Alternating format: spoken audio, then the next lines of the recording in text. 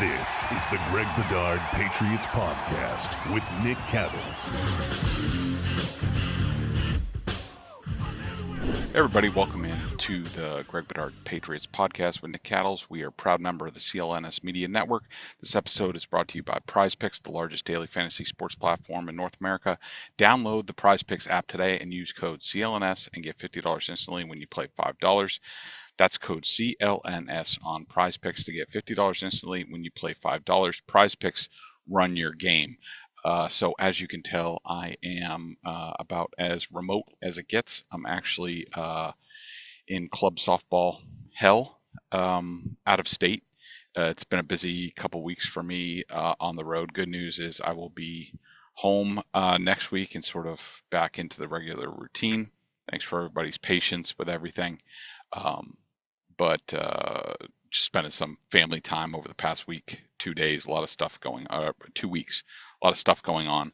But I wanted to get you this podcast, give you something to listen to in the interim. And we are going to go straight BostonSportsJournal.com members mailbag. I just did my Q&A on Friday. Today's Saturday. Going to expound on a few things, half dozen questions or so. As we're in this dead time between mandatory minicamp and training camp and all that stuff. But I think it's a good time to, recalibrate, answer some questions. Really, there's not a whole lot we can answer right now. We won't know until after the first off day at training camp exactly.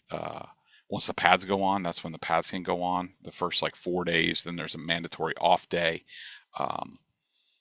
So I'm going to do my best to answer some questions right now about what's going on with the Patriots. And let's start with Matty McGee. He said, any chance they bring in some still unsigned free agents? Brandon Scherf, Gabe Davis, bring back Shaq Mason, kick the tires on Jedrick Wills.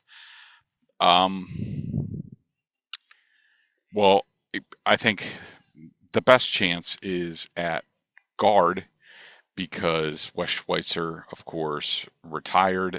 I think they did sign somebody via tryouts towards the end of minicamp or during minicamp. But I think largely their roster, where it is right now, is intact. As far as those specific guys, that's why I think Shaq Mason is a possibility. But you got to remember, I think he's played mostly right guard his entire career, and they have Mike Owenu there. I don't completely rule it out. Jedrick Wills, we've talked about sort of nonstop, that, the former Browns tackle, former first-round pick. Vrabel was with the Browns last year. If he thought Jedrick Wills had a pulse, or that he would be okay in the locker room, he would already be here. That he's not. I think now you're looking at only in case of injury type situation, completely desperate. And look, you're going to bring in Jedrick Wills. Where are you going to play him? I guess you could probably say they think that Will Campbell at some point is not a tackle, and you put Jedrick Wills in a tackle and you move Will Campbell to left guard.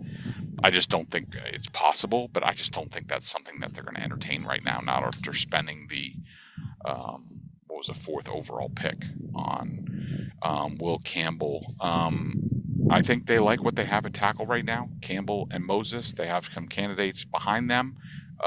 Really, I'm only worried about left guard and center as far as the offensive line. I think there's a lot of work there, but there's a lot that has to be hashed out, especially in terms of putting the pads on. So, no, I don't think that they're going to add anybody really anywhere at any point soon.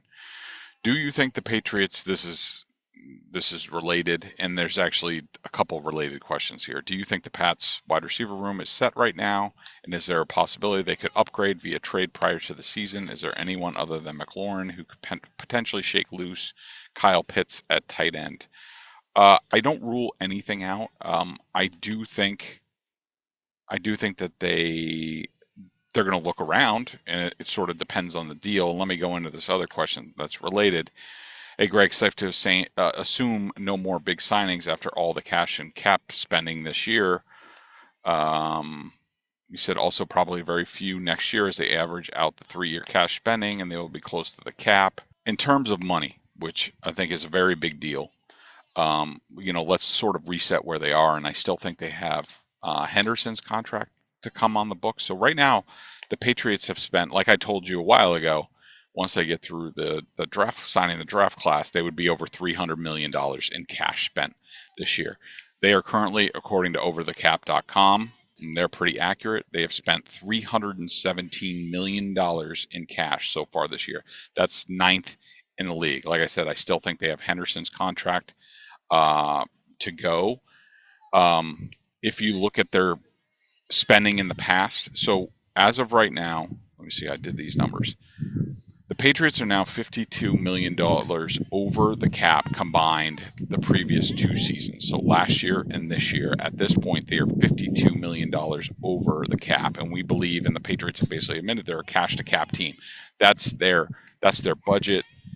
They stay in that area. Can they go over it special occasions? Yes. And I think that the Patriots have the opportunity to do that. Now, let's also go back to the previous 3-year CBA increments. 2021, just in that year, they spent $52 million over the cap, just in that 1 year. The next 2 years, they were minus $45 million in terms of the cap. So what does that mean for next year? It means that basically I wouldn't expect any big ticket items. Now, they do have the ability, and considering Mike Vrabel and sort of what they're doing, what the Crafts are allowing them to do, adding staff, all this stuff, it seems like they've opened up the checkbook. How long that goes on, I don't know. But so this is all wrapped in together. Do I think they could do something big if the opportunity presents itself?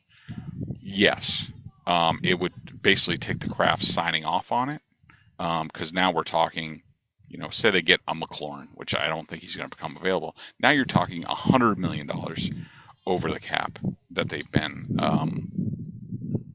over like a 2-year period. That's unprecedented in Patriots history. So, do I think they could do it? Yes. Do I think they'll be looking for the right deal? Yes. I mean, if somebody comes available, not Kyle Pitts, I don't know, maybe he's really more of a wide receiver. I'm more worried about, drafting a future starting tight end next year and in next year's draft than I am like taking on a Kyle Pitts and then paying him a lot of money. Is he really a tight end? Does he fit the scheme? I have my doubts about that. I don't know how much he blocks. And as far as other players that could become available, I don't really know. I don't really look at that right now. Most teams are set. I monitor during training camp 2 things: contract complaints. Number 2, rookies or younger players emerging that allow a team to move on from a higher priced veteran. So we'll see the way that shakes out down the road.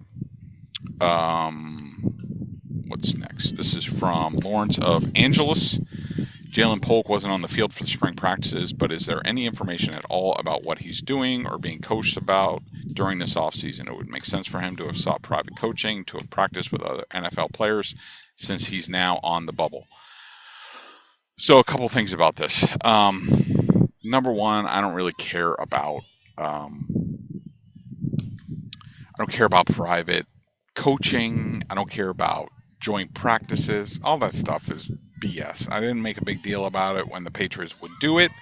I mean, Mac Jones was known to do it. Bailey Zappi was known to do it. What did that get the Patriots? Tom Brady didn't do it, or occasionally did it. Didn't do it as much during his career. But let's get back to Polk. So I don't really care what he does private-wise. I mean, remember, who was it? N'Keal Harry worked with the Footwork King one offseason. Again, where did that get him?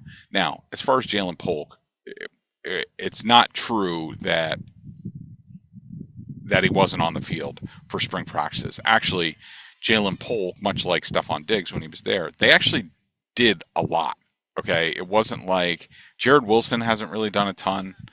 Trying to think who else. Everybody else has So the only thing Jalen Polk didn't take part in was full speed team drills. He was out there for individual. He worked with Stephon Diggs, which I'm sure will help. He was also out there for jog throughs in team, and he got a lot of run in those. And to my eyes, and look, I don't know what they're doing, what they're being coached to do.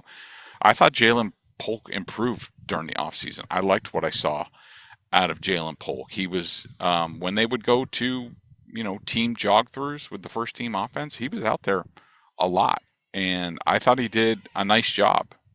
Certainly Drake Maye went to him a lot. What that means, I don't know. So I'm encouraged by where Jalen Polk is. He's not behind. He's learning. It looks like he's learning well. So that's really good. Friars asked, Greg, do you expect by the start of this season for Drake to have as many or more controls of the offense that Mac did when Josh was here? And is Bradbury doing the same thing as Andrews did in terms of making checks at the line? How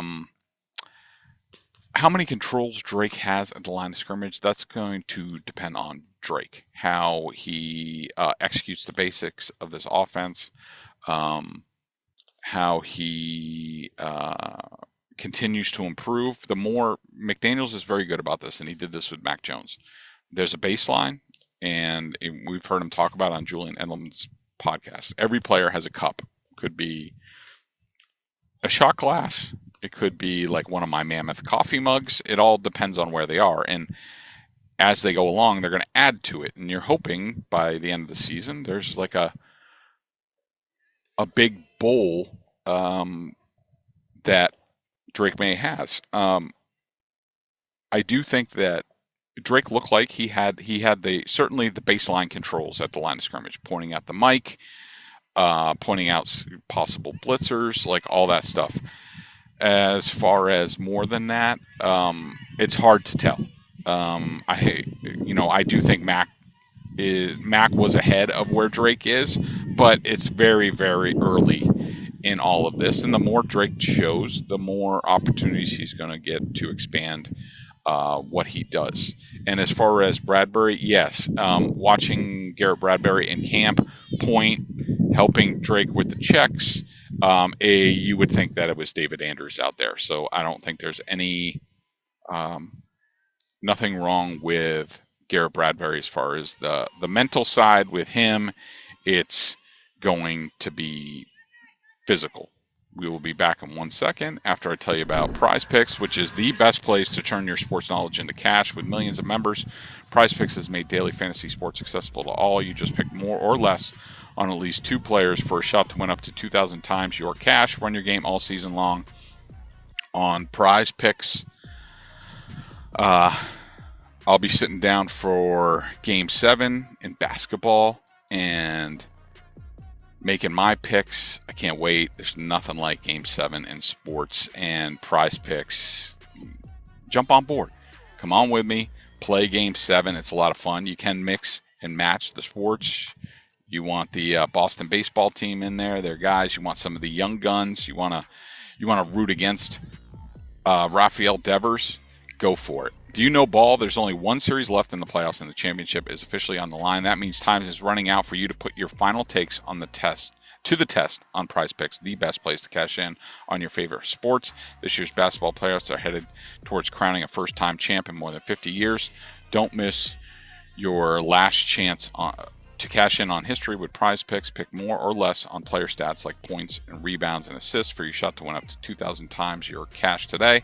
On Prize Picks, you can mix and match player projections from different sports. Combine your favorite basketball players with players from baseball, hockey, esports, and much more. Download the app today and use code CLNS to get $50 instantly after you play your first $5 lineup. Again, that's code CLNS to get $50 instantly after you play your first $5 lineup. Prize Picks, run your game. Okay, so let's pick off where we left off with questions from BSJ members. And again, if you become a BSJ member, this is one of the big perks. Every week, not only myself, but Mike Giardi, we answer your questions. All of them, whatever you got. Dave C. said, wondering if the coaches are allowed to communicate with the players from the end of mandatory minicamp to the July camp, or is it a wink and a nod? How would the NFL know? I understand the question. I will say that basically everybody in the NFL uses this opportunity to get away, reconnect with their family, especially the coaches. They've been going nonstop, especially at a new staff like the Patriots. A lot of guys have been detached from their families, left them back home. Maybe they're going to move to New England now. They've done plenty of work. They've gotten what they need to get done. They have plenty of time during training camp. Really no need for them to really connect. Plus the players have their tablets, their laptop. There's a lot of stuff on there. The plays, films from the past, probably coaching points, like all that stuff. Even though it's very early, what rookie has impressed you the most so far from Rich 86? I would say, I've liked all of them. I really have in some form of another. I will say that I think that Travion Henderson, to me, is the guy who jumps out. He looks, as opposed to, say, James White, Shane Vereen, guys who had a red shirt with the Patriots.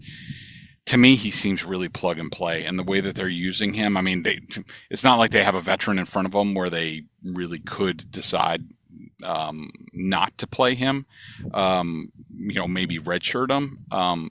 Henderson's out there. He's in the mix with everything. I think he's really going to be involved. He seems, from talking to people, he's extremely smart.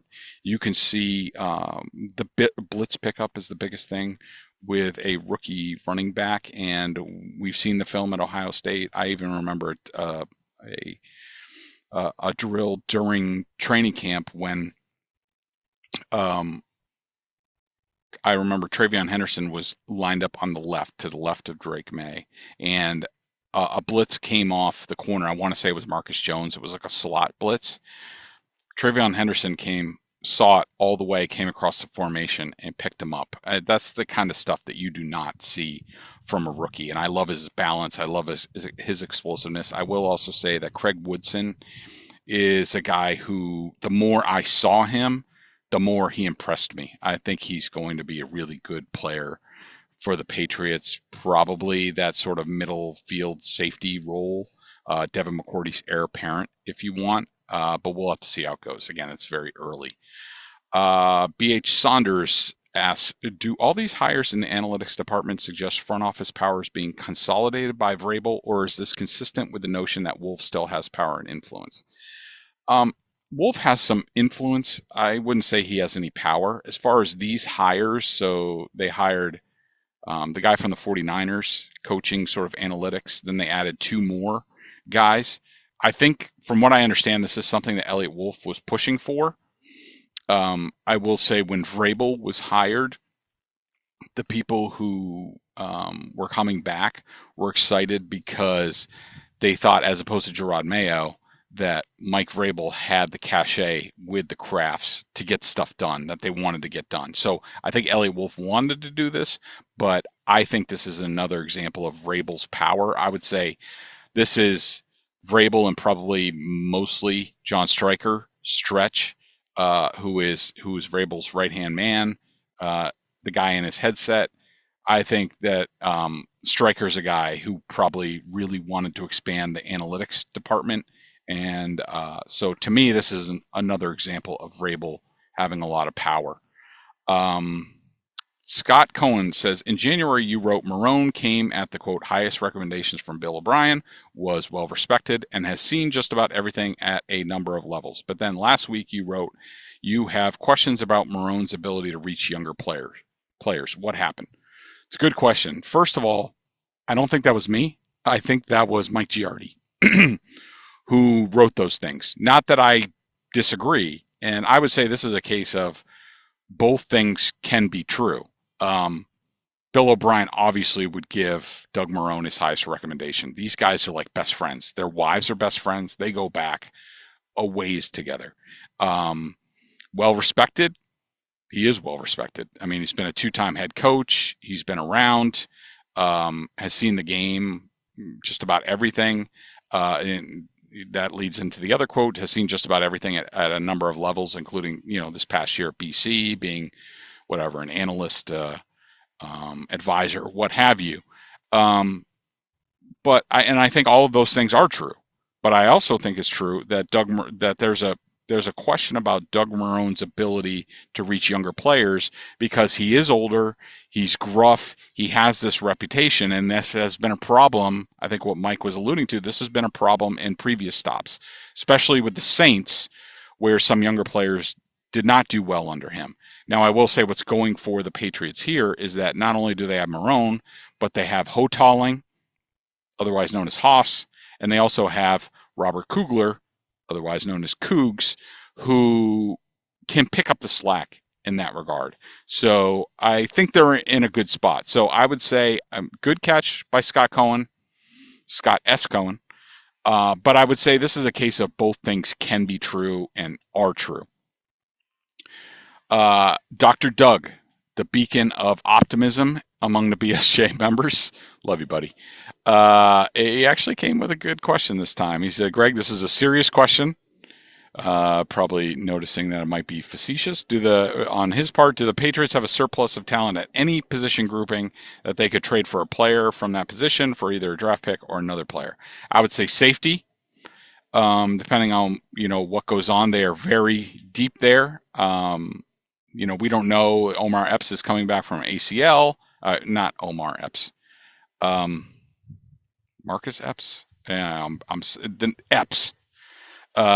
His name's escaping me right now, even though I watched him a ton with the Raiders, and also with the Eagles. What they have: Woodson, they have Peppers, they have Duggar, they have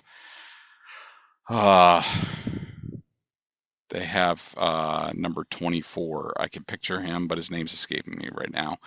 They are very deep there. So some people could be going out at some point, but you have to see how health goes. I also think wide receiver, they could get some things. With Kyle Williams coming in, Stephon Diggs, a lot is going to depend on when Diggs is ready. Does Efton Chisholm continue to make a run for a roster spot? I would say that depending on what happens, Jalen Polk and Kayshon Boutte are probably the two that have some trade value. Certainly Polk being a second-round pick, he could fetch you third, fourth, fifth. Kayshon Boutte would probably be a late-round pick, but a lot of that's going to depend on what happens as far as health and all that. And the final question here, remember, check everything out at CLNS, also BSJ. We appreciate everybody's support. You got YouTube over there with CLNS, all the videos. Subscribe, rate, review, all that stuff. We appreciate you guys. Can Ben Brown give anything at guard? He seemed to do okay last season as a starting center. If Bradbury Wilson starts at center, it might not hurt to have Brown chip in at guard from Matty McGee. I will say a couple things as far as Ben Brown. I'm not sure whether he can give anything at guard. He doesn't get a lot of movement like you want out of guard. I think that I think he sort of like holds his own, which is more the center position. I think that the wild card in all this is Jared Wilson. Depending on what happens at left guard, do the Patriots say it's not working out for Tyrese Robinson, Cole Strange, blah, blah, blah, and they go, Jared Wilson is going to be a guard only, rookie year. Now all of a sudden Ben Brown is number 2 at center. Then you sort of go from there. It really depends on Ben Brown. I don't see him as a guard, but I think he will be in the mix. I think, probably at center. I do think he's a good player. I wouldn't mind for one season Wilson being at left guard. I wouldn't ask Wilson to do a lot of things, so I would like to move. If he's going to go to guard, I would like to do it early, that sort of thing.